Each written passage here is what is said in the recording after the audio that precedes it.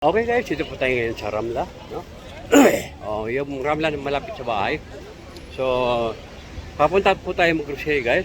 So, ito po ngayon ang sitwasyon sa Ramla. No, tingnan niyo. Bumabalik ng sigla ng daming tao, no? Ganito talaga guys ang sitwasyon dito sa Ramla. Maluwag pa to ngayon. Sa panahon na to, maluwag. Kaya mo hanggang doon sa dulo. Ang dami. Maluwag pa to. Hindi pa siksikan.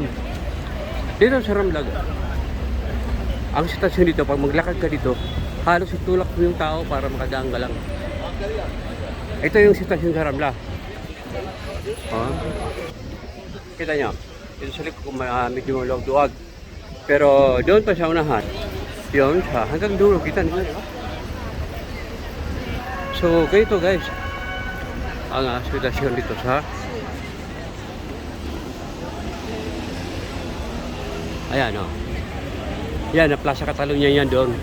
Then doon sa corner going to my house before. So now, dito pa tayo ngayon sa Ramla. Kasi dito po tayo mag-grocery sa monthly food allowance natin. So, okay. So, tandaan niyo guys noon, yan, dyan sa taas, ako nag-video noon. Yan, yung nag-snap ako. Nag-snap ako, yan. So, ito ngayon ang sitwasyon talaga sa Barcelona. Espera un segundo. So, ito guys, yan. Ito yung kalye dyan. Going to Decathlon. Going to my old house. No?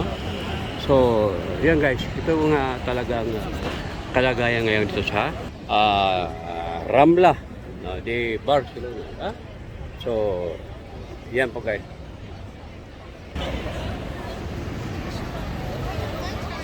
So, ayan.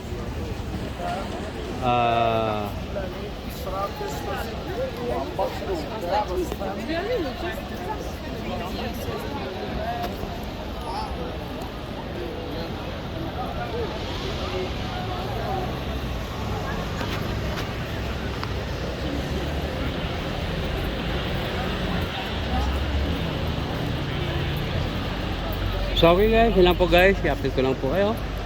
I-share ko lang po sa inyo kung ano ang sitwasyon dito ngayon sa Barcelona, Ramla, no?